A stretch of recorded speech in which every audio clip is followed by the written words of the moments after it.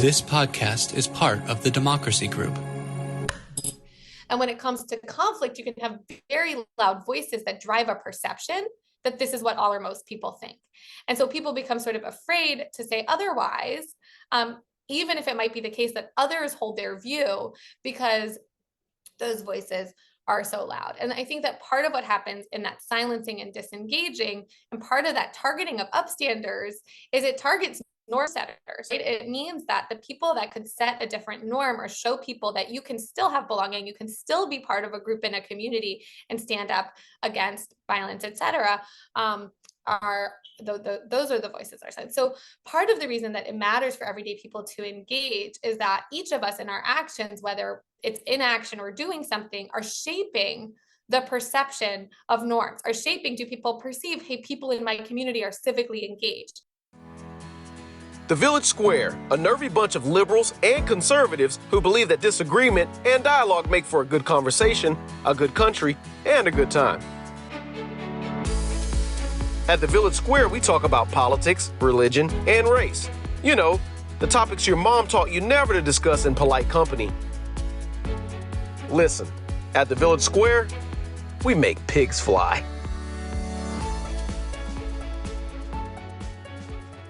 Hey folks, welcome to Village Squarecast. This is Corey Nathan, and I am so glad to be with you. Thank you for joining us for The Roots of Belonging and the Risks of Othering with Rachel Brown of Over Zero. Funding for this program was provided through a grant from Florida Humanities with funds from the National Endowment for the Humanities. Check out Florida Humanities online at floridahumanities.org. This episode very much picks up on what we discussed with guests such as Todd Rose just recently, who talked about his book, Collective Illusions, and Bonnie Guzman, one of my favorites, with Braver Angels and her book, I Never Thought of It That Way. So many of us continue to be alarmed by our country's civic life, where, if we're being candid, we have this collective proclivity to view other citizens as direct threats to us, where we watch our institutional guardrails bend but not break, but they're bending, and where political violence is a real possibility. So in this conversation, we're joined by Rachel Brown, the founder of Over Zero, a reference to the concept of zero sum, like zero sum game or zero sum politics, which I gotta say, I love. It's like, I'm over zero already. Or if it was my dad, he'd say, enough with the zero already. Anyway, I digress. Over Zero is an organization that was founded to prevent, resist, and rise above identity-based violence and other forms of group-targeted harm. So now you'll hear our very own Liz Joyner, who shares an in-depth intro of our facilitator, Ted Johnson, who then gives us a great profile of our special guest, Rachel Brown. It's a wonderful conversation that's also very timely. Liz, take it away. Good evening. I'm Liz Joyner, founder and president of the Village Square. On behalf of the Village Square and Florida Humanities, we're delighted you've joined us tonight for The Roots of Belonging and the Risks of Othering, with special guest Rachel Brown of Over Zero. This program is made possible by funding from the National Endowment for the Humanities and the United We Stand Connecting Through Culture initiative. It's part of a multi-year series of digital programs, Unum, Democracy Reignited, presented in partnership with Florida Humanities, exploring the past, present, and future of the American idea as it exists on paper, in the hearts of our people, and as it manifests in our lives. Any views, findings, conclusions, and recommendations expressed in this program do not necessarily represent those of Florida Humanities or the National Endowment for the Humanities. We are delighted to welcome streaming partners, USC Center for the Political Future, National Institute of Civil Discourse, Listen First Project, Common Ground Committee, Bridge USA, Braver Angels, Civic Health Project, McCourtney Institute for Democracy, Unify, Center for the Humanities at the University of Miami, Network for Responsible Public Policy, and our wonderful long-term partners, the Tallahassee Democrat and WFSU Public Media. Now it is my distinct pleasure to introduce tonight's facilitator, Dr. Theodore R. Johnson. Ted is a senior advisor at New America, leading its flagship US at 250 initiative, marking the nation's semi-quincentennial, and a contributing columnist at the Washington Post. Prior to joining New America, he was a senior fellow at the Brennan Center for Justice at the NYU School of Law. He is a retired commander in the United States Navy, go Navy, serving as a White House fellow in the first Obama administration as a speechwriter to the chairman of the Joint Chiefs of Staff. His work on race relations has appeared in prominent national publications across the political spectrum, including the New York Times Magazine, The Atlantic, The Wall Street Journal, and National Review, among others. And important to Ted's bio, Ted is a former special guest of this very Unum series, where he joined us to discuss his extraordinary book, Truly, When the Stars Begin to Fall, Overcoming Racism and Renewing the Promise of America. Ted, welcome. Thanks so much. I appreciate that kind introduction. It's always good to be back with you guys, and especially to continue the conversation that we had before around my book, but to do it and extend it into the world that's happening around us now, some of these really pressing issues and questions. And so we're super lucky to have Rachel Brown with us tonight to walk us through some of her work around the world that is will shed some insights on what's happening, again, both in the country and in places beyond. So Rachel Brown is the founder of OverZero, with the mission to prevent identity-based violence and other forms of group-targeted harm around the world and here at home. OverZero works in the United States, Central Europe, and East Asia, providing assistance to a diverse set of partners, including civil society leaders and organizations. For the past decade, Rachel's work has focused on using communication to prevent conflict. She's the author of Diffusing Hate, a strategic communications guide to counteract dangerous speech, and was a fellow at the United States Holocaust Memorial Museum. She formerly founded and was CEO of Sisi Ni Amani Kenya, where she worked for 4 years at the intersection of communication and election violence prevention. And another note here is Rachel is a friend. I got to know Rachel, I guess, just before COVID broke out, and we've stayed connected through various pro-democracy efforts. And it's a real pleasure to be with you tonight, Rachel, and to talk about some of your work. So welcome. Thanks for joining us. Thanks so much. And I'm really glad and excited to be in conversation with you, Ted. Yes, absolutely. I'm grateful to everyone who pulled this all together. For sure. And thank you all for joining us. And so, you know, it's really tempting to just dive into the good stuff. And by the good stuff, I mean the very sticky, wicked problems that plague the world around us.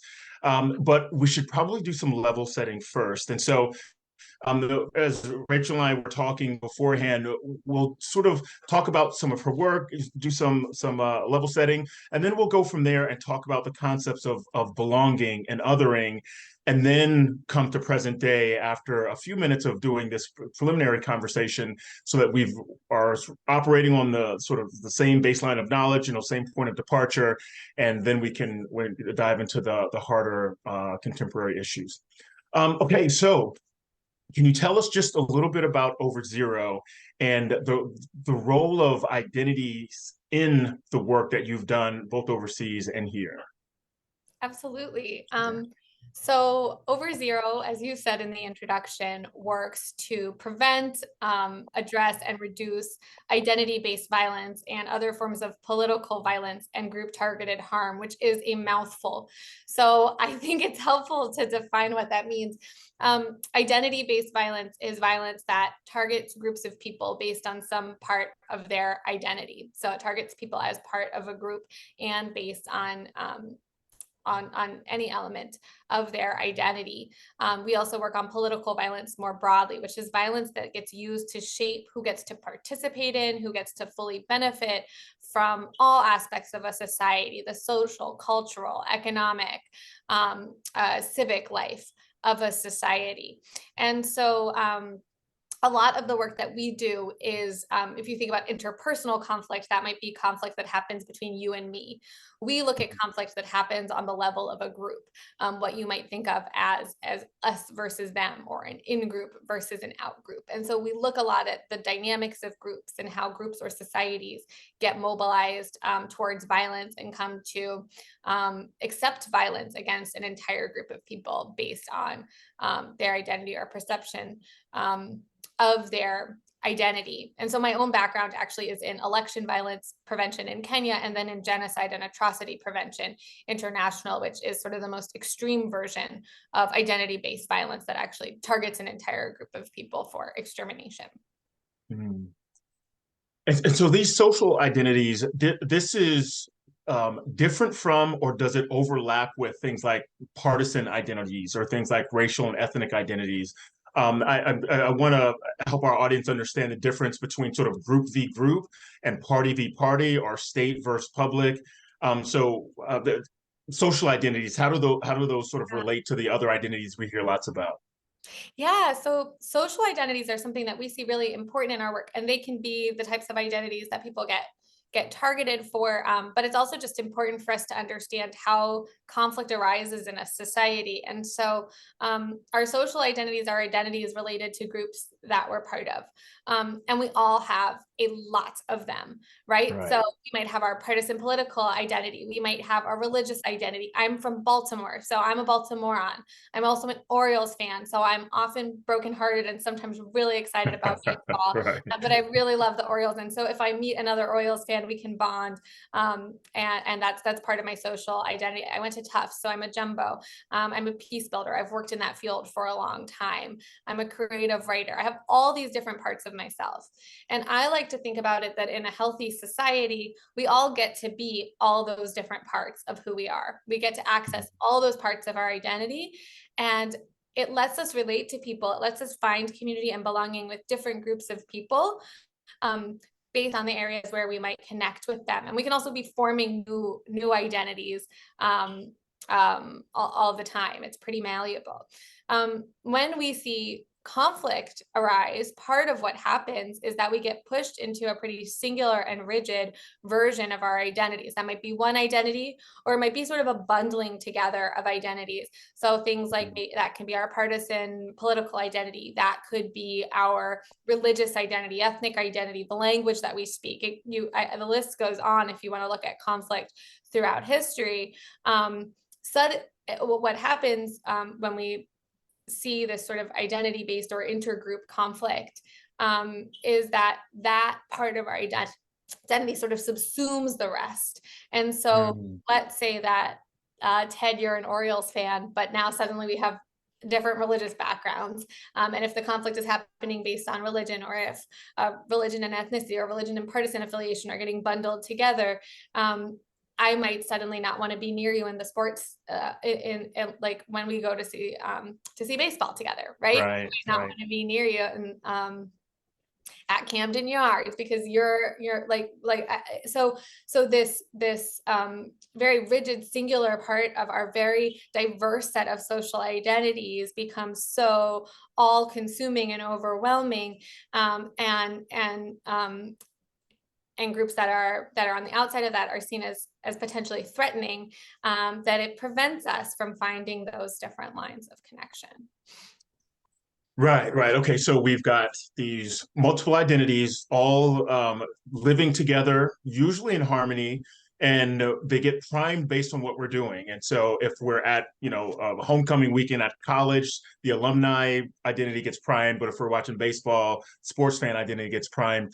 And then when one of those identities, or some bundle of them, gets activated to maybe in response to a threat that's perceived to be existential, or the threat of violence, that identity or bundle of identities becomes the most salient one, not only to define ourselves, but also to define who we're working against, like the bad guys or the opponents.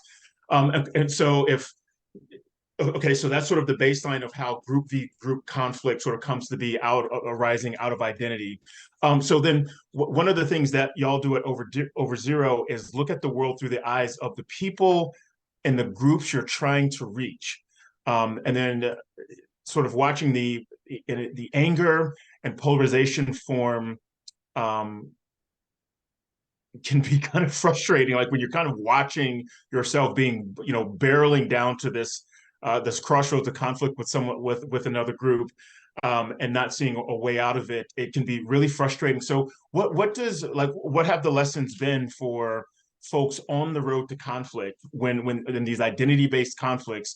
Are there things that those like best practices for groups to know more about the folks that they're sort of on the road to conflict with, or things that can be done to derail things before they get sort of get out of hand? It's a really good question, Ted. And I almost think about it sometimes in my mind, if you think about media literacy as it's been, is like this idea that we have to be aware of the media and how it influences us. I recently have just been thinking about what it would be like if we were all sort of intergroup dynamic literate. Which is a mouthful, but it's that sort of self-awareness. And we see that in sort of the self-awareness of how our own individual brains work and how we maybe respond to things like trauma or anxiety, and how like a self-awareness can really help. And one of the things is that when conflict starts to escalate, a lot of dynamics come into play, and they're sort of self-perpetuating, or can create these self-driving cycles, or conflict can sort of spiral. In an extreme case, once you have violence, once one group commits violence against another group, then their violence sort of begets more violence, because the narrative on the group that's been targeted with violence is they've been violent to us. Now we need to take revenge, or we need to defend ourselves. And that can really cycle. And actually, you really said it well when you talked about what happens to a particular identity salient. There's a lot of things that can make one identity more salient, more relevant to us in a moment, but coming under threat is one of them. So if we perceive that we're under threat as part of a group that we're part of, especially if it's a sticky identity, one that we can't change, the color of my skin, the religion that I was born with, things like that. When those identities come under threat, we can sort of buckle down. They become more important to us. We become more desirous of protecting the group that we're part of. And so one of the things that we really see in the road towards conflict is the use, and my background is also in the communication piece, right? So we see the construction of threat, the idea that the other is a threat. And I think that it can be easy to intellectually understand when we're outside of it, but all of these narratives, all the things that I study and work with are really human. So we can also map it all onto ourselves. Like, how do we react if we actually feel like we are under threat, right? And we think that then we're doing something to protect ourselves.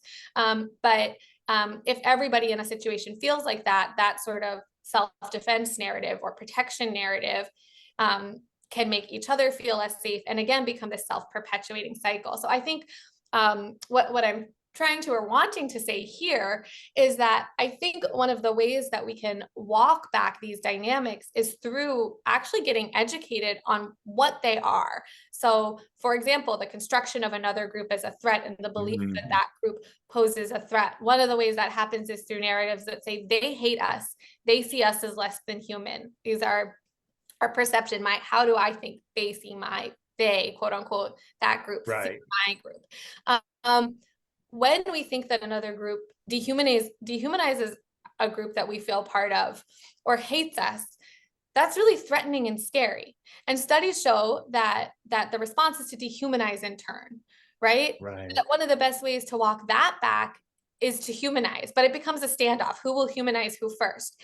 But if one group shows humanization of the other, it takes away that sense of threat. And so people are willing to recognize each other's humanity. So there are these sort of feedback cycles like that.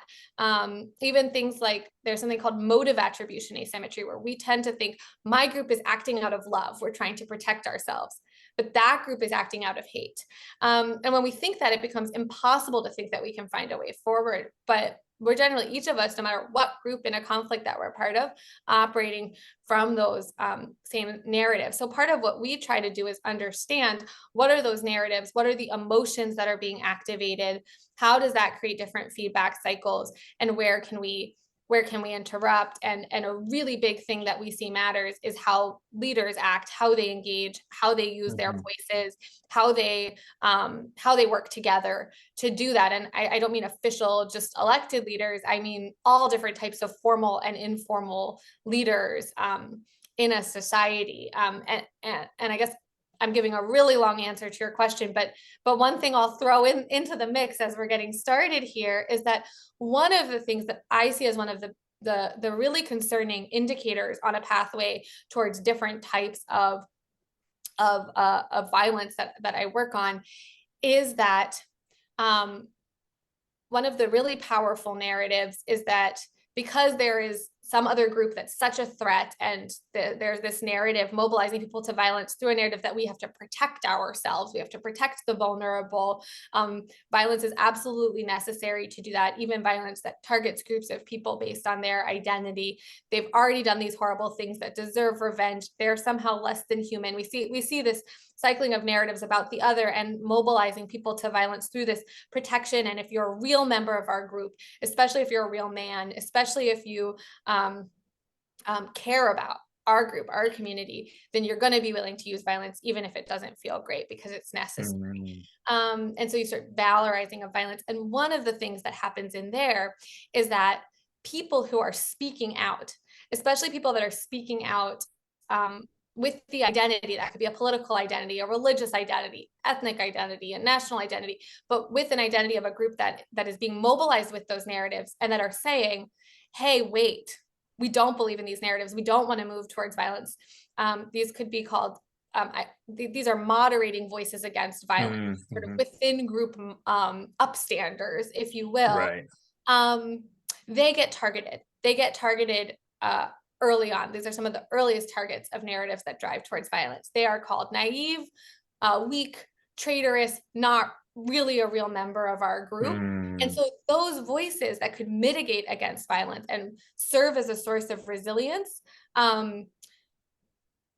can fall silent. And when those voices fall silent and disengage, we're left far more vulnerable. So one of the biggest things is for people to connect with each other and be able to find their voices within their communities and really use them together, because it can be scary to do it alone. So there's a lot of different things we can do. That's just to get us started. No, all good. So okay, this is good. All right, so we've got these groups. Sometimes the identities that are in conflict are manufactured, and sometimes they're real sort of identities that you're born with.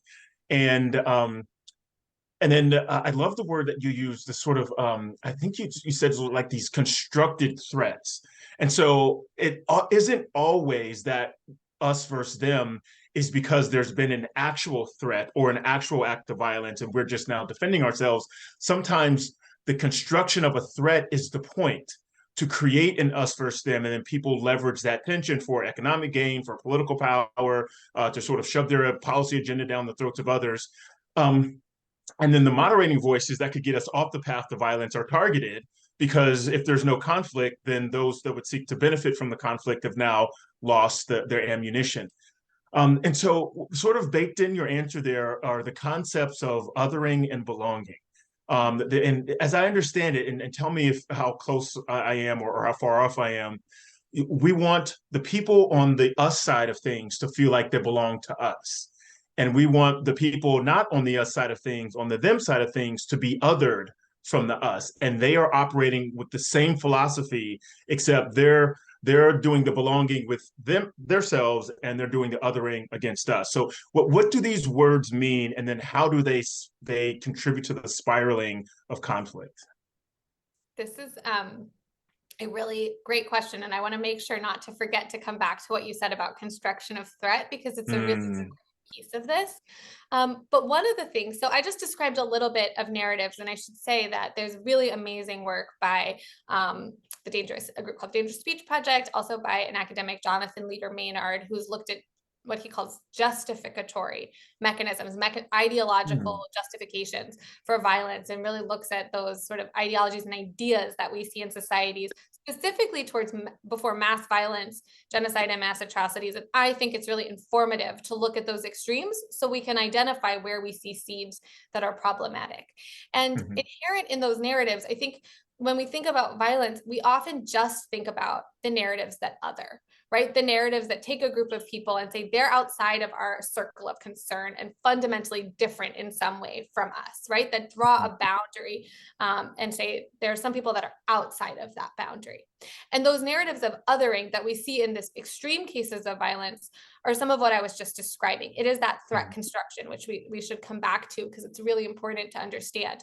So it's the creation of the idea that an entire group of people poses some sort of an existential threat to our existence, to our way of life, quote unquote, to our jobs, our values, our quote unquote purity. Often there's ideas of even just the purity of a group. And so there is that construction of a threat that's used to other group. And that often goes along with the idea that members of a group have already committed really egregious, horrifying sort of crimes or violations of values. And it comes with this idea, all of this comes with this idea that an entire group somehow shares an essence, right? So that even if a couple of people did something, somehow the whole entire group of people shares blame and responsibility and somehow in their essence is guilty for this wrong, rather than individuals. And that goes along with dehumanization or de-identifying. So that group is somehow fundamentally different from us in their values and the way that they operate, and is what these narratives say. And then in more extreme cases, it sort of says that another group is less human than we are, or actually not human. And so that can include from sort of famous examples comparing people to animals, vermin, pests, rabid animals, rabid dogs, savages or barbarians, less sort of quote unquote like earlier evolution sort of terms for people. It can also include more innocuous things like language. So you hear this a lot in immigration narratives, like they'll use language like there are swarms of people crossing the border, and swarms isn't really word. So there is this othering. There's this idea of some group of people as being fundamentally different at some essential level in their core, in their essence. But that comes hand in hand with narratives about an in-group, about who are we, what is the circle of concern. And it makes a really rigid boundary over who belongs and who gets to be part of this quote unquote us. And we talk about belonging, and it's this really fundamental human need that we have to feel like we fit somewhere. And we're actually wired for it. We are hardwired to want to be part of groups, to want to form groups, right? This is, as a species, how we survive. If you drop me in the woods by myself, I'm not going to survive for very long. We survive by collaborating with each other. We survive actually by creating groups and community. And so our wiring for belonging is a beautiful thing. It's why all those different parts of my social identity let me access different spaces of belonging and connections. And exclusion is perceived as a threat. We register exclusion in the same part of our brain that registers physical pain because it's actually threatening to be outside of a group. And so we have this wiring really, like in terms of how our brains even operate, that drives towards belonging. And the narratives that lead us towards violence don't only other, they create that sense of belonging and that boundary around who is in us, who do I belong with, that are very, again, like I said, singular and rigid based on a part of our identity, but taps into that hardwiring in really unhealthy ways by creating that boundary between an us and a them. And then the narratives that mobilize, actually a lot of what they do in saying we're protecting ourselves, we have no choice except for violence. If you're a real member of our group, you'll come along with us. They activate a lot of social pressure, right? Like that silencing of upstanders for people to go along if they want to belong. So I think what we see with all of this is that there's a lot of the ways just that we function as people, our desire for belonging, our sensitivity to threat, all these things can get sort of weaponized and manipulated to drive us towards conflict. Yeah, it's so interesting. The power of words to signal who's on your team and then who the bad guy is, as well as what you stand for. I use this example in some of my classes that on questions like abortion, there's the pro-choice side and the pro-life side, but there's no one that's anti. Right. Mhm. The only time there's the anti is when one of the pro sides are describing the other side as anti-abortion or anti-life or something like that. But when they describe themselves, it's always pro. And so it's not only defines themselves by what they believe in, but also suggests sort of in the communication that they are standing for something and not against someone. And I've always found it really interesting how those things kind of come to be. And then the last thing I'll say that'll kind of roll into this next question is I saw a paper from a political scientist named Julie Wronski, and I think she's got a book or a book chapter something coming out. But what she found was that when folks use the word un-American to describe their political opponents here in the States, that they are more likely to support violence or sort of authoritarian tactics because those people, as you've just described, they're not us. There's something fundamentally different about them. And therefore, whatever we need to do to suppress the threat or to remove these other folks is acceptable, including violence, because they're not us. They are at odds with who we are and what we stand for. Okay, so with all of this, then how does this create problems for democracy? Because, high school civics says, well, ambition checks ambition and government is slow to move, and that you can throw all the factions you want to this large republic, but the process and the structures of democracy are geared to prevent this kind of stuff from taking over. And yet we're watching the fraying of democracies here and abroad based on a lot of this us versus them sort of group on group conflict. So what's the connection between identities, othering, belonging, and then like the strength or the state of a nation's democracy? Yeah. Ted, it's a really, really great question. And I'll say, I mean, I have come to work in the United States after working internationally for many, many years, and have been working here since 2016 because I saw a lot of things that I'd seen play out elsewhere. And I think that what we have to understand as well, and some of these dynamics come online in really powerful ways. We've seen here, and I've talked a little bit about how if you just ask someone, do you think killing people based on their identity is okay? People are going to say no, right? Right. I look at these patterns of narrative and communication that help drive and serve as really serve as early warning indicators that we should be concerned, because what I'm interested in preventing and therefore first interested in understanding is how do people who are otherwise just people living in a society and entire societies come to accept, to justify, and even accept as sort of necessary this type of violence that we would otherwise see as completely unacceptable, right? And it is through that process believing in this. I mean, there are conflict entrepreneurs, there are people taking advantage, but in general, we see a mobilization of these really powerful human emotions like fear, anger, disgust, the wiring and the need to belong, the social pressure, right?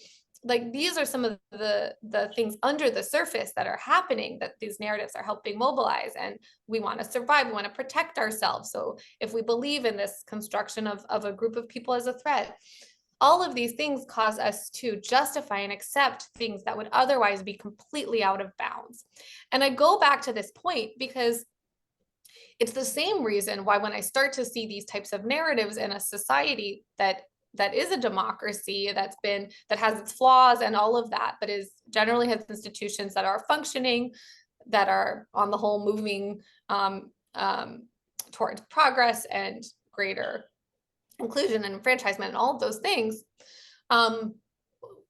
these narratives that can lead groups of people to accept things as necessary that were otherwise completely unacceptable, and that can push others to go silent or disengage because the price to their belonging, the price to even sometimes their safety or security is too high to speak out against it. Those mechanisms that can be used to justify violence can also be used to say, we're willing to go outside of our institutions, right? We're willing to accept anti-democratic processes, sort of by any means necessary to protect us. at this very existential, quote unquote, us at this very existential level.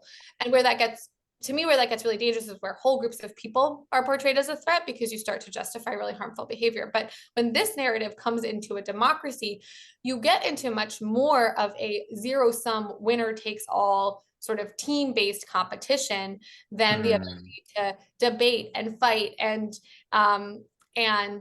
be polarized in healthy ways to debate different topics and figure out what's going to work and drive things forward. Instead, you get a willingness to say we need to go outside of our institutions if they aren't delivering the things that we want, because it's winner takes all and very high threat and very high stakes. And I should say, like, these dynamics can play out in different ways. Conflict can be symmetric, with that you have two sides, relatively equal power ratcheting up. It can be asymmetric, where a group that's been historically marginalized or has less power is being targeted. It can be very complex, but I think we need to be looking out and aware when we see these types of patterns emerge. So I guess I see it as pretty, one way to think about a democracy or any system of government is that it's a conflict management mechanism, right? It's how we get to deeply disagree and hold really different opinions and values, and without using violent conflict, right? Debate and argue and come up with how we're going to live together. And so it's a little bit of a feedback loop. Like one of the risk indicators for violence is that you have you have an unstable system, right? So democratic backsliding or deconsolidation or reduction in democracy would be seen as increasing risk of violence and conflict. But these same zero-sum competition dynamics also can serve to provide the justification to chip away at democracy. Right. Wow. So, I mean, so it almost sounds like, you know, the work you were describing overseas and even here when it's group versus group, the moderators are targeted to sort of get them out of the way and allow the thing to sort of spiral. And the same can be said of democracy for conflict entrepreneurs. The goal is to remove the moderating effect of democracy, remove the deliberation that democracy would otherwise bring about in order to feed the conflict that then turns and can be harnessed for economic and political power, even if it is very destructive in the process. And perhaps maybe the violence or the destruction is part of the point. So, so we've talked, you know, about sort of these words, these concepts, these ideas. And now let's bring it forward and sort of like see it in operation. There's almost too many examples to begin to play on or to sort of investigate, analyze just in the last few years. I mean, we could talk about COVID and anti-Asian violence. We could talk about January 6th. We could talk about the current war in Israel. And you know, following a terrorist attack by Hamas, and so I wonder if one of these, I mean, maybe the Israel one is one that we get to next, and I wonder if there's like if we could look at January 6th and say, okay, what was the us versus them? Where was the othering, the belonging? Where was the point of like eroding democracy, to see how these conceptual ideas and frameworks we've talked about, this is how they played out on the national stage. Yeah. And I think I'm trying to think where to begin and which examples, and I might even think to go through a couple of them, Ted, because I think context matters, right? And so we can talk about different events that have caused different othering, different in-groups, different out-groups, but they're all happening in the context of this country, these examples that we're talking. I mean, you gave an overseas example, but a lot of the examples we're talking about, we're asking, how are they playing out here? How are they playing out in this country?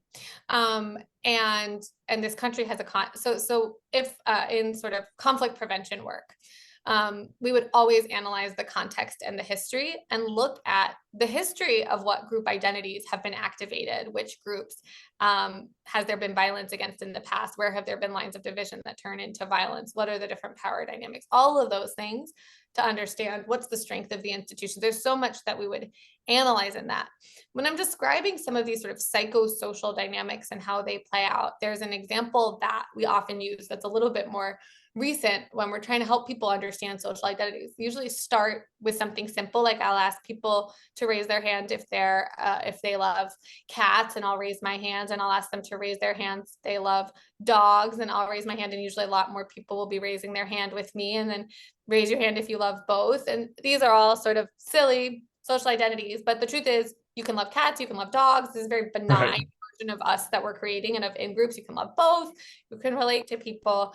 And as you start to introduce threat, like if you go to a sports team, right, it gets a little bit more us versus them, but the stakes aren't generally that high, that you can see violence at a sports game. And then when it comes to these stickier identities, it becomes a lot higher. And it is that introduction of threat. And so I give an example. I remember that a really long time ago, I was at a meeting, and nothing to do with this type of concepts at all. But the facilitator, as an icebreaker, asked everyone to talk about the last time that they felt like they were really part of something bigger than themselves. And one of the people in that room said that they were a New Yorker, and that it was in the days after 9/11, riding the subway, they felt this solidarity, and they felt like they looked around, and they felt like everyone around them sort of felt like part of, like they were in it together, and they were part of something, and they understood each other. And I've thought about that a lot since, because I know a lot of people who felt that way after 9/11, and I know a lot of people who really didn't feel that way after 9/11, quite the opposite. And so this is an example where there was an attack, and for a lot of people, all of a sudden, this American identity became really important and really salient.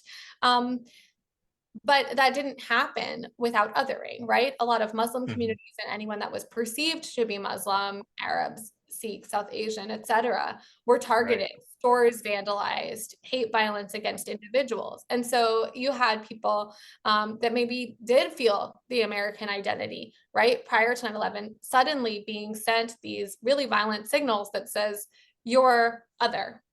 Right. And so you had this activation of one identity. And it's been really interesting, because I think some people are very aware of that. We've worked with a lot of groups where, like, I never thought that there was actually that feeling of togetherness actually came with a price of othering the people. And that lasted for a really long time. Right. We live in a country now that really normalized a lot of anti-Muslim, anti-Arab, et cetera, stereotypes, and acted on it in a lot of ways.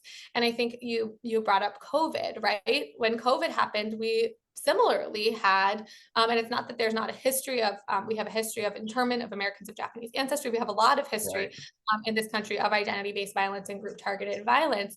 But the narratives that were activated, so back to 9/11, the narrative that was created was a narrative of threat, was that people that are part of this group pose a threat, they're violent in this way. Like all of these narratives, like what we just talked about, were used to other.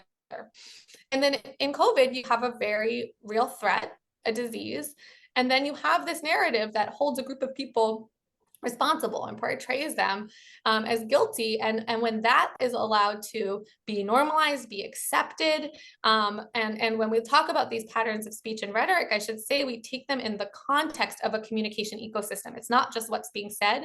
Is it being said by people in positions of influence and authority? Is it being saturated across the different types of media that people are consuming, et cetera? And so you had in certain spaces a real saturation from people in positions of influence and power and credibility for different audiences, and saturating across different mediums, whether that was mainstream television or the internet, these narratives that constructed threat, right? I should say this threat construction is always a lie to say an entire group of people poses some sort of a threat. So it always involves a degree of storytelling. It often involves giving one example of one person and saying that they're symbolic of an entire group, whether that story is made up or true, right? We talk a lot about mis and disinformation these days. We can get into that if you want, but it's not really new. The social media is new, but anywhere with conflict, you have propaganda, lies, manipulation of truth, and that is how you create a construction of threat. And so you had this justification of violence. You had othering of a lot of different communities during the COVID pandemic. And to show that it's a complicated tapestry, it's not like the post 9/11 narratives went away in that time period, right? It's not like the narratives and tropes around around race went away during that time period. You also in that time period had something really happen that that you had the sort of pro and anti-mask, pro and anti-vax, right? And I think what happens there, that's another thing that we can think about is when an identity that's not really visible, right? Do I in my mind believe that you should have a mask or not, is made visible because am I wearing a mask or not, right? So there's a period of time where you could walk around and you knew if somebody was wearing a mask or not, you could kind of guess their political affiliation. And you had people even sparring over that, somewhat around the sort of public health consequences, but sometimes around like all the assumptions that you made about someone, right? So that people wouldn't feel safe wearing a mask in a certain place or not wearing a mask, right? So you had there another line of division that was created.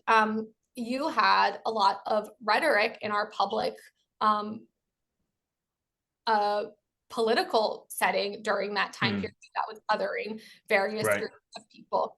And then when it got to January 6th, we saw the mobilization of a group of people that had been organizing and active under these various forms of othering. So you saw on January 6th, people come together at the Capitol in violence who were mobilized by a variety of narratives. It wasn't just one homogenous group. It might have been under the banner of Stop the Steal. But if you think about how we got to that point, there are people that were mobilized by some of the public rhetoric coming out of our highest office holder at the time. You have people that were mobilized in different spaces through different conspiracy, like anti-COVID, anti-vax conspiracy theories that then were tied into broader conspiracy theories about different groups, targeting different groups of people based on their identity. You have people that came to that through various organized misogynist groups that sort of peddle in misogyny in anti-immigrant, anti-Muslim, LGBTQ plus, et cetera. And you've seen a lot of that movement continue to morph. Right now, there is a lot of targeting of LGBTQ plus communities. And so I think it's really important. What happens often when we see that type of targeting and othering, it might start with targeting one group of people, but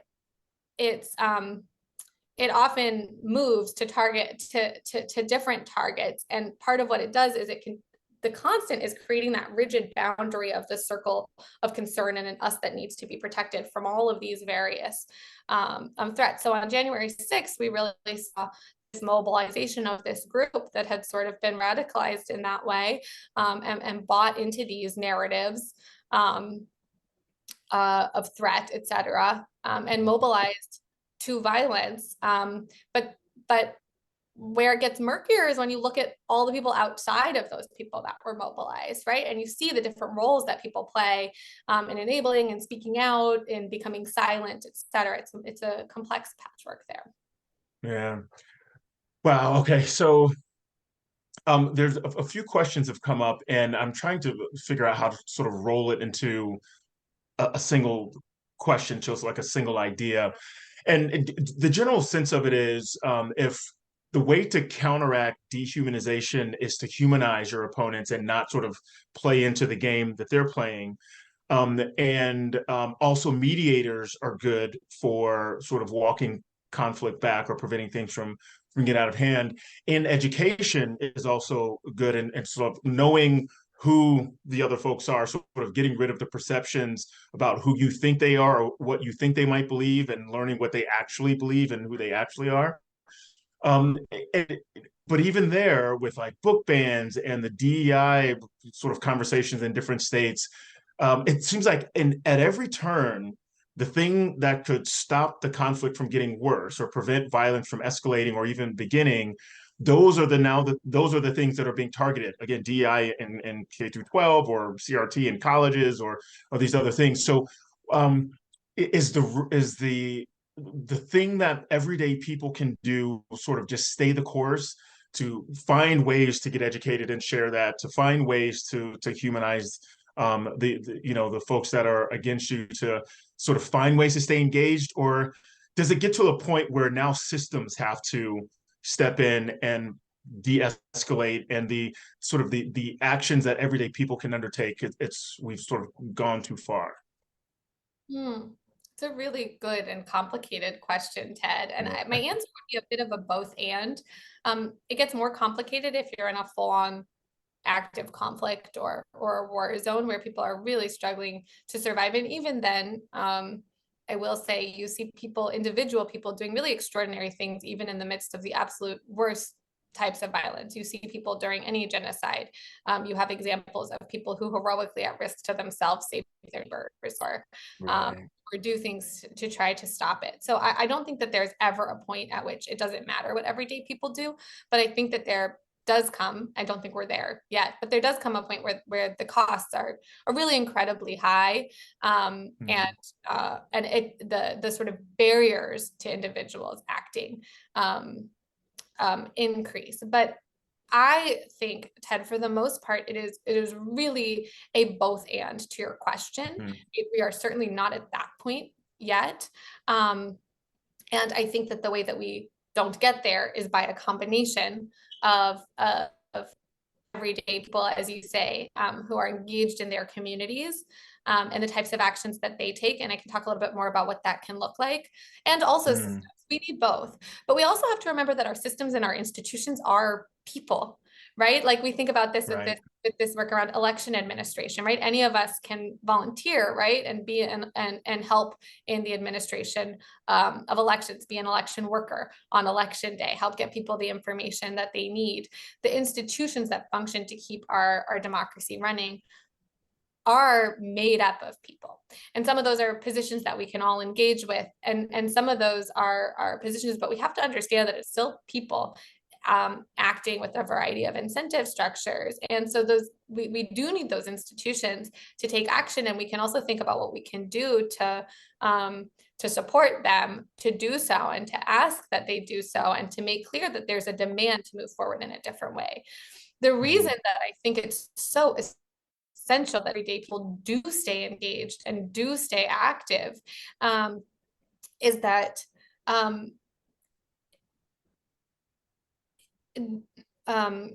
becoming silent or disengaging really seeds the space so that the people that stay engaged are the ones that are leading towards violence. So and that's part of what happens. I always say when we look at the worst case scenarios, and like I said, I studied and look at the worst case scenarios so that we can take lessons of how we don't get near there, right? But they don't just happen because people mobilize and mobilize people to do really problematic, harmful things. They happen because the people that could otherwise prevent it disengage or fall silent, right? And we have to look at that disengagement as a risk as well. And we also have to be compassionate for people that it can be really hard to engage on a lot of levels, on an emotional level and otherwise. And so I think that and one of the things that happens, one of the ways, we didn't talk a lot about social norms, but I want to for a second, because I think that's really important to understand and important for understanding why everyday people can engage and why it can matter. Social norms are what you might call unwritten rules for belonging to a group. They are the things that are sort of, my colleague uses this example that if you get in an elevator, you get in, and Ted, I'm imagining when you walk into an elevator, you turn around, press the button, and stay facing the door. Is that right? That's right. Yeah, and I usually move to the back corner so I'm out of the way. Yeah, it would be pretty weird if you walked into the elevator, pressed a button, and then stood and faced everybody else in there and just like, and like, it's not because there's a law or a rule that says you can, it's because it's socially weird, right? And so these social norms are these things that sort of govern our behavior, and they're these sort of unwritten rules. But what it turns out, one of the biggest findings from social psychology over the last many years is that when you want to predict or understand how people behave, the best predictor, even sometimes beyond their privately held beliefs, values, etc., is what they perceive the social norms to be. What do they think all or most of their peers are doing or will do? So a great example here is college binge drinking. So they did studies of college binge drinking and found out that students were overestimating how many of their peers were binge drinking. Wow.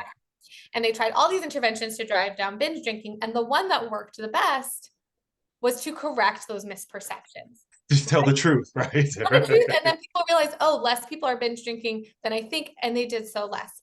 So it means Right. that all those anti-drug commercials from the 90s that were kind of like everyone's doing it, don't do it, we're actually doing the opposite. They were making Right. all of your peers are doing, and this has borne out in everything from people paying their taxes on time. Electricity companies will use this to tell people you're using on average more electricity or more fuel than your neighbors, and that will cause people to engage in more environmentally healthy behavior and use, right? So these norm perceptions are really powerful, but we tend to overestimate negative behaviors, just like with that binge. Mhm. See them more and notice them more. And when it comes to conflict, you can have very loud voices that drive a perception that this is what all or most people think. And so people become sort of afraid to say otherwise, even if it might be the case that others hold their view, because those voices are so loud. And I think that part of what happens in that silencing and disengaging, and part of that targeting of upstanders, is it targets norm setters, right? It means that the people that could set a different norm or show people that you can still have belonging, you can still be part of a group in a community and stand up against violence, etc., are those are the voices are said. So part of the reason that it matters for everyday people to engage is that each of us in our actions, whether it's inaction or doing something, are shaping the perception of norms, are shaping, do people perceive, hey, people in my community are civically engaged, people in my community actively reject this sort of violent rhetoric, and the majority of us actually say we want to live peacefully together, we want to respect each other's dignity, right? And creating those, this gets back to what you were saying, what are we for, not just what we're against. Setting those positive norms is a role that we can all play in our communities, and we don't have to do it alone. We can find ways to connect with different people and think about how we can set those sort of norms and values and expectations of, in our neighborhood, this is who we are, this is how we treat each other, on our sports team, in our local town or city, and setting really positive norms around how, and activating on all those different diverse identities, not just along conflict lines, but ones that come across them, and really powerfully setting norms that ask us to engage each other, to treat each other with dignity, to participate civically in our democracy in peaceful and healthy ways. That's sort of something that's one example of something that we can all play a role in, and where actually even by doing nothing, we are inadvertently playing a role. Right. Right, which sort of rolls into the thing that's been dominating the news for the last several weeks, the conflict, the Israel-Hamas war, essentially. And it's sort of, at least my read of it, and I'd love your reaction to it, is that it's breaking the way we typically think of the us versus them, because the lines aren't as clear in this conflict when we think about how folks are approaching it here in the States. We see folks on the left, some that are on Israel's side and some that are supporting Palestinians. We see on the right some that don't want to support Israel and want to focus here at home, or want to institute another Muslim ban. I mean, there's usually the bundled identities that we've now sort of labeled one side to be Republican, conservative, the other side to be liberal and democracy. Israel-Hamas war comes along and starts to break some of who the us is, who we thought us are and who we thought they were. And so in this kind of situation, how does what we've been talking about play out or unravel or evolve when the us's versus them are now turning friend against friend on issues of everything else, perhaps, except this? It is really complicated, Ted. I wish I had one easy answer, but I think there's a lot of different things going on. And I think one of the things to hold is that there's so much grief and pain that people are experiencing. And there's this sort of framework that operates that. I think one thing I was talking with a friend who's done a lot of research around this, that when we feel in a state of conflict, it becomes really hard to recognize someone else's pain or grief unless ours is realized first. It becomes threatening to realize pain and grief that's seen as being the other side. unless our pain and grief is first recognized. And he studied that in different conflict contexts, starting in Guatemala, looking at the civil war there, and then looked in a lot of other conflict contexts. And really, this is a dynamic that we see, and it's really sad because you can think of it as a standoff of our willingness to sort of recognize each other's grief and humanity, and it's a really dangerous dynamic to get into. I'll say that where I sit and with my background, the thing that unites my views is that there is nothing that justifies mass killing of civilians. That's my background, that's my work. And to me, that applies no matter who those civilians are that's being killed, and no matter who the perpetrator is. But a lot of the frameworks and narratives that are being set up ask us to choose, right?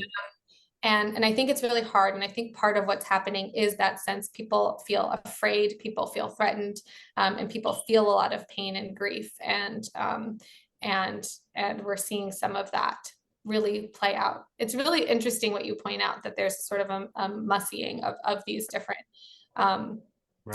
different groupings of identity. And I think it just goes to show that some of what we talked about before, where we feel a sense of threat to an identity that we hold, where we see that. I also think something that's getting that a lot of these narratives are very zero sum, and not all. Again, let me say, like, this is not across the board. I see people that are really specifically speaking out that land on quote unquote one side or the other, and are saying we need to find a peaceful solution together. Some of the most compelling narrative that I've seen there, but that is rare, I would say, in sort of what is getting the most coverage, is a narrative that says this is not zero sum. It's not either we are secure or you're secure. And this is Jewish and Palestinian, Israelis, Christian and Muslim coming together. And their message is this sort of anti-zero sum narrative. Their narrative is one that says we need to recognize the full scope and spectrum of guilt and pain. We need to say that mass killing of civilians is not okay, and therefore we condemn mass killings of civilians, period, be they in Israel or in Gaza. But what they're also saying is we need to stop buying into this narrative that violence is the only thing that's going to get us out of this. What they're saying is that this zero-sum narrative that says we get our safety and security at the cost of yours, or you're going to get yours at the cost of us, is actually a very false narrative. And what they're saying is it is this narrative that's gotten us into this place right now. And instead, it's either we both win or we both lose. Either we both get dignity, rights, security, and an agreement on a peaceful way forward, or we are going to live without safety and security and with violence. And so I think that we are seeing a whole landscape of narratives. I will say I am concerned about the narratives that I look at as early warning indicators, and I've written a little bit about this just on a personal level, and my ask to people would be to self-reflect, right? And to ask, the one I see the most is this destruction of alternatives, the idea that there's no choice other than violence, and therefore targeting civilians, targeting at a pretty mass scale, it has to be justified because it's the only way to safety and security. And I just think we should always reflect. And I've seen that used to justify October 7th, and I see it used to justify the ongoing violence that we're seeing right now in Gaza. And so I do feel concerned at the way I see these narratives. And I do feel concerned at the way that I see it playing out in the United States as well. Yeah, one of the questions asked, this feels like a good time to ask it because it's looking for like rays of hope or little green shoots of optimism that you've seen. And so the question is if there are inspiring examples of people using facilitated dialogue at some scale to lessen othering and expand circles of concern, or two, institutions disseminating the skills to a population so that they can do some of the anti-othering work in their everyday interactions. So like good news stories of like places where the interventions from the public and have sort of worked and lessened the violence that could have happened or was underway? Yeah. I'll talk a little bit about some of the hope that I see here in the United States, but maybe Ted, I could start by sharing a couple of the stories that we sometimes use when we do trainings and workshops that come. So one of the, like I've said a few times, one of the things that I've done in my work and that we've done in our work at Over Zero is to look at the extremes, to look at where there is some of the largest scale, most harmful forms of violence, and ask what precipitates it, and ask about some of those narratives and things like that. We also look in cases where there is actually active violent conflict. What are the qualities of communities that are able to resist? I mentioned before, there are always people who, by virtue of their values and by acting as upstanders, will do things like, in the midst of a genocide, rescue their neighbors or take courageous action. But it's more rare that whole entire communities are able to resist participation in violence. And a couple of the case studies that we look at internationally, one is the city of Tuzla in Bosnia, and during the wars that broke out all over the former Yugoslavia. In Bosnia, this city of Tuzla was home to all three of the major groups that were part of the conflict. But throughout the entire war, it did not turn violent. And actually, quite the contrary, members of all of those groups lived and worked peacefully side by side throughout the conflict. And it was not by accident. A few different things happened. The local mayor, so a person in a position of, and it's not that a lot of this conflict happened on nationalist lines, right? So it's not that the nationalists weren't trying to plant seeds and make headway in this city with the newspaper, with various actions. It's that a coalition of different citizens groups and the mayor actively stood up and made sure that didn't happen. And so the mayor, actually, we talked about these different identities. So identities that were being activated were Serb, Croat, Bosniak. The mayor said, we're Tuzlan. We live in Tuzla. This is our city, right? And really activated this Tuzlan identity and attached it to a set of values. To be Tuzlan and to live in Tuzla meant that you adhere to a set of values that was about living and working peacefully together. And instead of the threat being the other, so in the construction of narratives, it was the threat would be somebody from a different group, Croat, Serb, Bosniak, etc. The threat was division itself. So we are Tuzlan. We live and work together in this city, and that's our strength. And the threat is the division itself and the presence of conflict. And we're going to work together to mitigate that threat.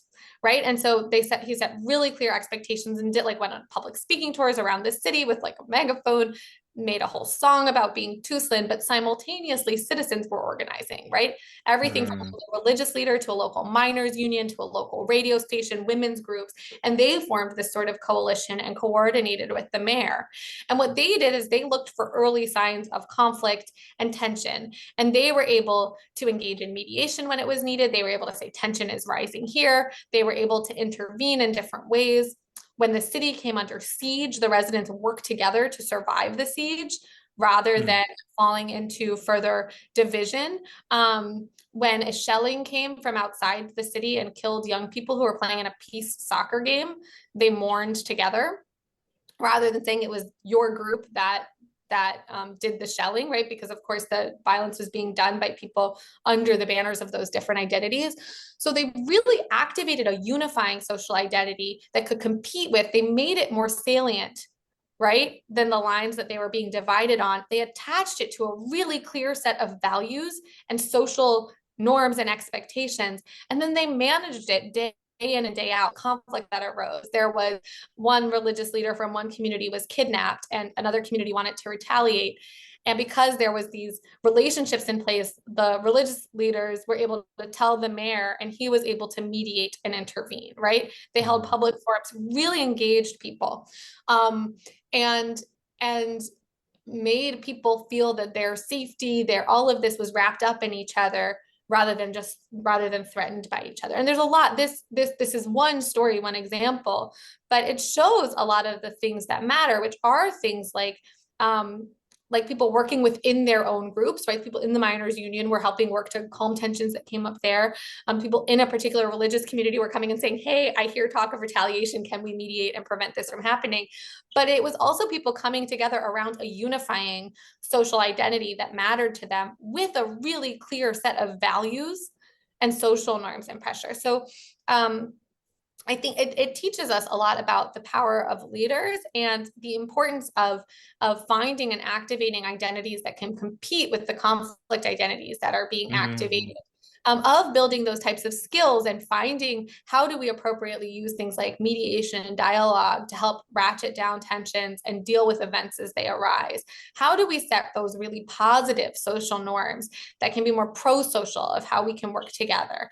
How do we tie those unifying identities to values that let us see each other's humanity? And so things that I see that are promising here is like you mentioned, there's a lot of initiatives to do local dialogue to help people come together with people that they might see as other, and to get those skills for people to be able to engage in an environment that's really tense. And when we just engage with sort of our slogans and our sense of threat ratcheted up, it's really hard to have really human conversations where we understand, where is this coming from for you? What are the emotions that you're feeling? Is it coming from pain or anger or fear or a life experience that you had, and lets us see each other? But I also think that it's important. I don't think it's just one thing, one type of program or work or action. We also need to keep strengthening our institutions. And there's so many efforts out there to strengthen the institutions that function, that help our democracy function, to make sure that there's poll workers working and that people that are doing those jobs have the support that they need.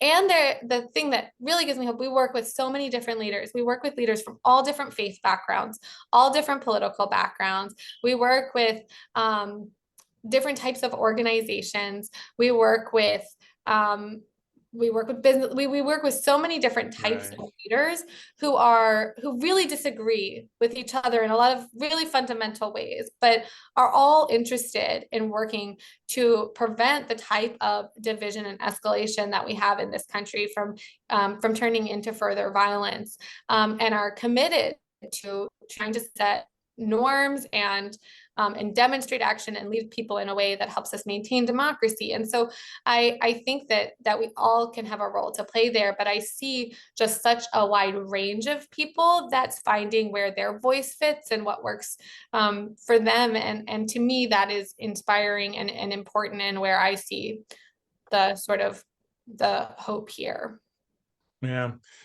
Yeah, we've got questions that are coming in, and I would say maybe like the last half dozen or so fit into two buckets. And so the first one is the easier one, but it's come up a couple of times, and it's the difference between engagement and othering.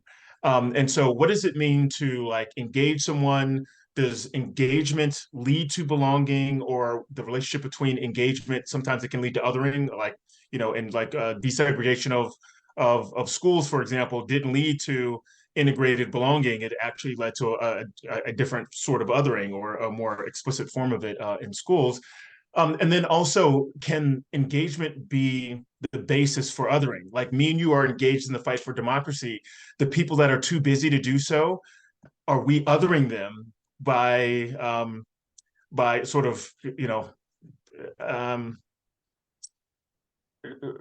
and I don't know. Maybe I'll just leave it there. Disengaged. Yeah, exactly. We're fighting for democracy. Like, why are you just free riding off the work of other people? Why aren't you engaged? Are we then, creating division? So I guess this is sort of a rambling way of saying the relationship between engagement, civic engagement, othering, and belonging. And then, is there a line of demarcation or line of division between those who are engaged and those who aren't? Yeah. I guess I would say there's not just one answer to any of those things, right? I think it depends how we do it. So I'll answer your second question first, right? So if we engage in a way that actively others people that are disengaged, so we're always creating different in-groups, different groups that we can be part of. And it doesn't necessarily mean that we're creating out-groups. My grandmother is a knitter. When she moved from Florida to Baltimore, knitting became really important to her because one of the ways that she met people was that she started knitting at a local store. So her identity as a knitter and her group membership as a knitter became really, really important to her in a way that it hadn't before, but she wasn't othering anyone. Othering, right? There was right. no, I mean, there's sort of the people that aren't in the in group, right? That aren't knitters, but they weren't seen with suspicion or threat or Right. different in some essential way. You just don't share that. So I think it matters how we do it. You could do civic engagement in a way that said that it's a threat who like you could portray people in this way that they're less than or different from in a fundamental way. Or you can do it in a way that says we're civically engaging and we're doing it because we relate to these values and we're able to have community and belonging in doing it. And we're so excited to be able to do this together. And you can be explicit, like not everybody has the ability to do it, right? Some Right. people just, some people are busy. Some people might have other reasons why maybe they don't like, maybe they're really shy and it's really hard for them to go and get other people to civically engage. Like, I think that it really depends how you do it. Mhm. And I think an awareness of that, I think that comes to that sort of, that self-awareness piece of like, am I othering in some way, right? Are we doing this in a way that actually is harmful? And am I doing it in a way, we talk about sometimes us and them, where we can just all exist. Right. And then there's us versus them, where there's some sort of zero-sum competition, right? Like we're in competition. And then there's us in the extreme, us or them, right? Our survival or their survival. That's in that sort of extreme justification of violence. So if we're in the us and them territory, that's okay and that's healthy. If we start to get us versus them, we can start to notice. And if we start to feel us or them, we should really reflect on what that means. And I think I might have lost track of the first part of that. But no, I think that really got to, I think that got to both parts. I mean, like you said, it wasn't like, the knitters are after the crocheters and like, there's like this war for material or something like that. Right. Yeah. Okay. So that's good. And then the next batch of questions are sort of like the role of we've talked about this, but I think the added element of this question is, not just the role of narratives about other groups and our perception of other groups, how that can feed conflict, but the role of elites in that process. And if the elites want conflict, if they're stoking misperceptions of other folks, if they're putting out misinformation, disinformation, if they're feeding the flames of conflict, then how do we, and even pollsters, one of the questions was about the role of polls telling us, oh, Republicans think this, or Democrats think that, or pro-Israel, pro, Palestinian folks think these things. How do we like disentangle from the web of information that tells us what to think about ourselves and other folks, and then the elites that have the reins of power and the biggest megaphones telling us the things you're hearing about those other folks is true, and it's even worse than you can imagine. And so there's like this batch of questions that wants to know, how do we get out of the doom loop? And again, I think we've talked about some of this, but maybe the added role of elites in the process is sort of a little bit of a twist on some of the earlier conversation. Yeah. I think in the work that I do on communication, we don't, again, like I said, just think about the narrative. We think about the communication ecosystem that we're operating in, and where are there different sort of actors or channels or spaces that are disproportionately shaping people's perception. I think there's things that we can all do as individuals, which is look for different perspectives, look for different lived experiences that people have, and they're writing or sharing about that, to be able to get a holistic picture, not just of what's happening, but how people are sense making around it. When it comes to conflict, we want to understand the reality and the facts. We also want to understand the perception of that people are living with, and the stories and sense making, because it's often really different. You can have one event, and in a conflict, you see that different groups of people are making sense really differently because they have different leaders or people in positions of influence and credibility and authority that are sort of giving a particular narrative to that set of events. And you also have, I mean, this is all made much more complicated by how much mis and disinformation that there is, but there is a real role that elites play, right? This is why we say that this speech and rhetoric is much more dangerous when it's spread by people that are influential, seen as credible, have really big microphones and really big reach. And so there's different ways to get out of that doom loop. I do think that leadership really matters there. And I don't just mean political leadership. I mean leadership at all levels of society, different institutions, leaders in sort of media roles, et cetera. And I think that we can ask of our leaders and show that what we want and that what we want to see is something different. I think as well, it's important to know that there are often those misperceptions where there's perceptions that feed themselves. There is research that shows that we are not as divided on policy positions as we think if you get really specific about it, right? Versus when we're really polarized, sometimes beliefs become sort of like badges of where we belong. So it's just like one slogan. But if you actually break down what people care about or interested in, often gets much closer than you think, but people are only sort of hearing one perspective, and they're assuming a lot about what someone else thinks by the maybe slogan that they're saying, or just that they say, I land on this side or this side of an issue. So there is often a misperception on how polarized we are about different issues, especially when you have that sort of the domination of those narratives in public spaces, and when people who maybe have more nuanced views feel the need to disengage. So I think that there's a lot that can be done there at the sort of different points of intervention to try and shift what those narratives are, to try and shift incentives for elites. I also think this is where, as well, thinking about who are other credible messengers. Who are you as a messenger? Who can you reach? Who are you as just someone that's connected to other people? Who can you start to have conversations and learn about their perspective and not just what they think, but how did you come to think that? And what are some of the details of what you think and why it matters to you and is important? We can start to understand and demystify for ourselves. But I think that on the level of elites, it's also important not to feel hopeless and to realize that that there are a lot of types of leaders in our society that can stand up and make a difference, and that people might have credibility or might have influence based on a different role that they have, right? Maybe they're a lay leader in their faith community, right? Maybe they're really active in volunteering in a community and therefore know a lot of people and are able to have conversations. Maybe somebody's a veteran and people listen to them on certain topics. So I think that in terms of combating that role of elites, I think there's sort of the interventions that can directly address that and seek to engage and shift the behavior of elites. But it's also about activating a lot of other messengers, right? A lot of other speakers that are part of different organizations that have different identities, to really speak and shift those norms, right? And share personal experiences and stories and things like that. And I think so I think that there's it's not just sort of waiting for the people that are the most elite or have the most power to shift the narratives. It's also looking at where are there other really credible messengers that can use their voice.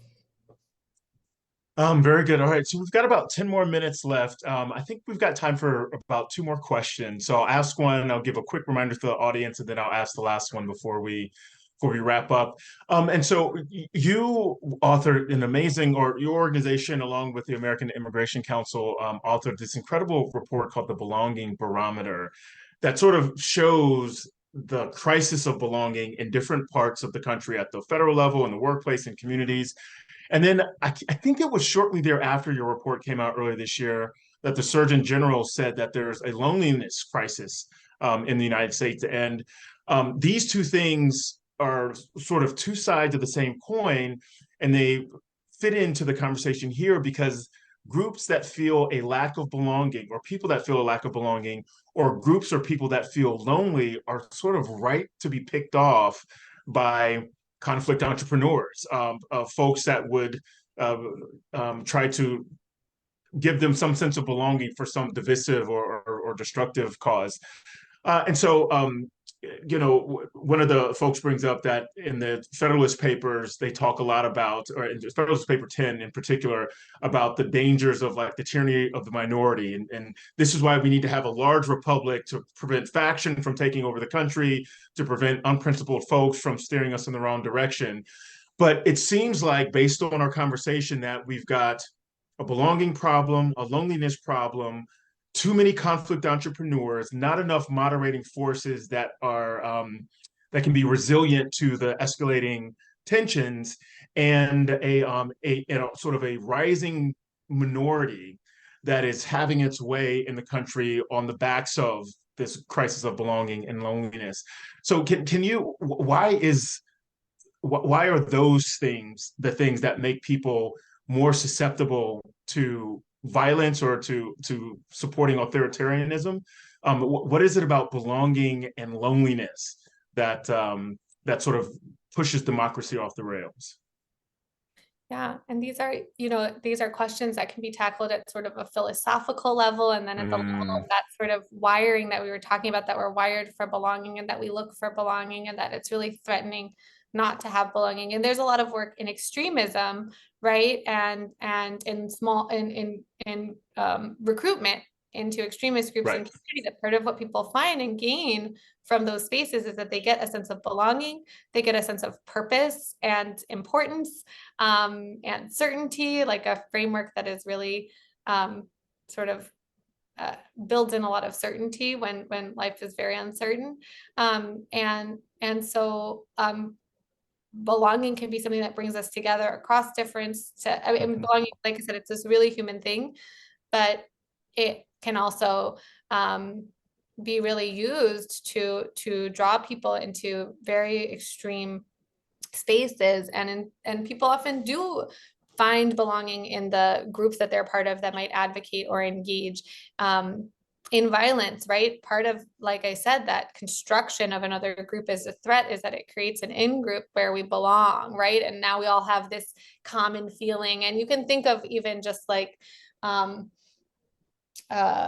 I don't know, if we were on a ship and like shipwrecked, there's lots of dynamics that would play out. But for this moment, right, suddenly it's like us, like how are we surviving? How are we? So I just, it creates that sort of solidarity through a shared threat or a shared construction. And a lot of the way those groups are designed is to give people a sense of belonging. And a lot of the way that recruitment happens is to make it really exciting to join a group and to find belonging in that group. And I said philosophical. I'll read a quote that we included in the report from Hannah Arendt, who said that authoritarianism bases itself on loneliness, on the experience of not belonging to the world at all, which is among the most radical and desperate experiences of man, right? Wow. And I think we see that in so many ways. We see that in these strict lines of where and how you can belong based on sort of a particular part of your identity, on that lack of trust and belonging more broadly to each other, in all of our diversity. And we see that, like I said, in the sort of that recruitment. But I do think that we see it also in the silencing and disengaging. So I said before that you always see really heroic examples of courageous individuals doing things. Part of the reason that it's often individuals in these extreme cases is that people are made to fear each other, right? And it's scary then to open a conversation or think about what can we do about this situation we might not be happy about. And so I do think one of the most important things is to find and build community and belonging that is rooted in values of recognizing the dignity of everyone, right? Of democracy, of these things, and to really recognize that if we end up in a society where our choice is you get to not belong or you have to go along with these types of violence, etc., then we're in a really, really dangerous place. So again, to that extreme. Right. So one of the things that we can do is create spaces of belonging that are rooted in these pro-social, pro-democracy values. But when we do see, like you said, there there are people that have been organizing around these narratives in really destructive ways for democracy. And there is certainly a strong sense of belonging in those communities. So when we also think about how to undo that, we have to think about first of all, setting really strong norms as a society that violence is not okay, that anti-democratic behavior is not okay, et cetera. And then in the long term, we're going to have to figure out how to find alternate as part of, I think, that sort of de-radicalization. If you talk to people that have worked in extremism, there's a lot of work to do, but how do you give people a different place where they belong that is not parroting conspiracies, constructing, humanizing other people? Yeah, it's so interesting. You know, the belonging that people may get from these kind of movements or very divisive sort of coalitions, it doesn't come free. That they are given meaning. They are giving it in exchange for like loyalty to a person or loyalty to a cause that maybe under other conditions they wouldn't be loyal to at all. So raising that contradiction, you know, saying like, this is not what we do here. The norms don't embrace this kind of activity or behavior, or that the thing that you're pledging a loyalty to runs counter to the things you say you care about, your values, your principles, and maybe exposing that gap will help people get back. But look, as I thought would happen, we have run out of time, and so much to talk about it. For those folks attending, before we close tonight, I wanted to ask you to click now on the link the Village Square team is putting in the chat window to the post-evaluation survey. You answered questions before we started, now we'll do the post. And if you can answer the questions while we're finishing up tonight's program, you'll help us better understand political division, and you'll have a chance to win a $100 Amazon gift card just in time for the holidays. So please click on that link and knock the survey out. So Rachel, before we wrap up tonight, I wanted to leave with this final question that came up in the chat. And it's given your expertise and experience with election violence, this one will, you know, I think folks will have a lot to learn from you here. We have 1 year until the 2024 elections, a year from now this month. What would you suggest as steps of action that concerned citizens can take to hold on to our democracy and ideally, you know, bring it back from the brink and improve it along the way? It's a really great question, and thank you to whoever asked that question. I will say a couple of things. One is think about the systems that are in place to ensure our democracy. Like I said, they are our conflict management mechanisms, and we want them to function. So find out how elections administration is working in your local area, see how you can get involved, how you can volunteer, how you can support. The people running elections are under a tremendous amount of stress and pressure right now. And if you can volunteer, engage, help educate others in your community around it, that's wonderful. The other thing I would say for people to do is do a little bit of self-reflection, right? Who are you as a messenger? Who looks to you for setting social norms? Who are you connected to in your community that might not be connected to each other? How can you start to have conversations about values that are pro-democracy and that stand against violence, against dehumanization, and for recognizing each other's humanity and dignity? And can you start to just get people in conversation with each other, right? Can you start to connect people that aren't already connected? We know that those types of networks and connections and relationships where you know each other's values and set those norms in advance really matter. So I would really encourage everyone to think of yourself as a leader and to ask, who looks to me for their cues, right? Who am I speaking to on a regular basis? It doesn't have to be in a big public platform. It can be in one-on-one conversations. How am I engaging in my own network? And how am I helping connect people to deepen our understanding about these issues? And then think about where you have special skills, talents, connections, spaces where you serve as a leader, and how you can leverage those to really activate some of those cross-cutting identities, set positive norms, help people take steps to get to know each other. And how can you have some of the conversations and think about who you're connected to that you can learn from and learn about their experience that will help you do that work. Well, thank you, Rachel. Thank you to Village Square and all the attendees and all the supporters for the program tonight. I almost want to go back and read some of the like the wrap ups after COVID or after January 6th to sort of pull some of the things that we talked about here and see anew, those events that I thought I understood, but maybe, with this conversation, I've got a better, more insight into. So thank you for all the work that you're doing, and thank you for sharing the insights with us this evening.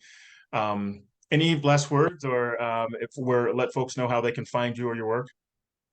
Thank you so much, Ted. It's really always exciting to get to have a conversation with you, and thanks to Village Square and all of the different partners. And thanks to everyone that chose to engage in this conversation. I know these themes can be really challenging. I hope that this helped in some way to maybe demystify or give some additional frameworks to understand what you see that's happening, and hopefully help you feel like you have some ways to engage.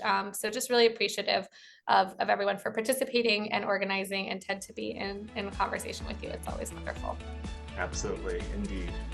All right, very good. Thank you all for joining us, and good night.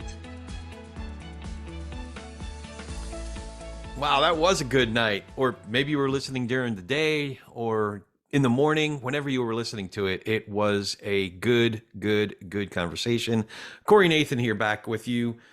Just a couple takeaways before signing off. First of all, I am so encouraged by the work Rachel Brown's organization is doing. We need a lot less of the zero-sum mentality, or I guess I should say, we're over zero. I'm also, just as a side note, I am a huge fan of Dr. Ted Johnson. As an interviewer and a moderator, I got to study that dude's work and incorporate more of what he's doing. In terms of their conversation, it's good to hear a growing number of leaders in this space coming to similar diagnoses and, more importantly, deriving similar conclusions in terms of what we can do about it. So, for example, Rachel talked about expanding the way we identify others as well as ourselves. A guy like me, so if you knew I'm a New York Mets fan, for example, how often do we jump to the conclusion that's all you need to know about me and now you know everything, right? I mean, it's one thing if you're a Yankee fan, that's all I need to know. Not just kidding. But that's the point. It's like we assign one data point to someone and then create this whole narrative about a human being. So we're all complex individuals, and being able to see each other and try to understand each other in all our complexities is a good first step toward humanizing each other. Another takeaway was that when many of us are in our groups, we can be prone to let the loudest voices in that group drown out the rest of us. But in every group, there are upstanders, as Rachel called them, upstanders. Folks who might think, hey, wait, do we really hate all those other guys? Upstanders tend to get silenced or shamed for not towing the company line. But I say, be a real rebel and be an upstander. It takes folks within their own groups to affect change, right? And that leads to the idea of social norms. By rejecting violence and other forms of causing harm to them, to those people, we can set a new precedent within our own groups and normalizing or renormalizing healthier civic behavior. And then ultimately, instead of the tone being set by the screamers who say it's all a zero-sum game, we'll have more folks figuring out how we're going to live together, saying, we're over zero. And with that, it's time to close out today. Please consider joining our members and supporting this programming. You can become a member for just $7 a month or $76 a year, and your business can join for $250. Go to villagesquare.us/donate to join today. That's www.villagesquare.us/donate. While you're there, sign up for Village Square's newsletter to stay up to date with everything happening at the Village Square. So many great programs coming up. Other episodes of this Village Square cast. Go to villagesquare.us and scroll to the bottom for the sign-up box. Funding for this program was provided through a grant from Florida Humanities with funds from the National Endowment for the Humanities. We appreciate you listening to The Roots of Belonging and the Risks of Othering with Rachel Brown of Over Zero. Until next time, we challenge you to reach out with an open heart and mind to someone who doesn't think or look like you. It changes everything. We'll talk to you soon, and thanks so much for listening to Village Squarecast.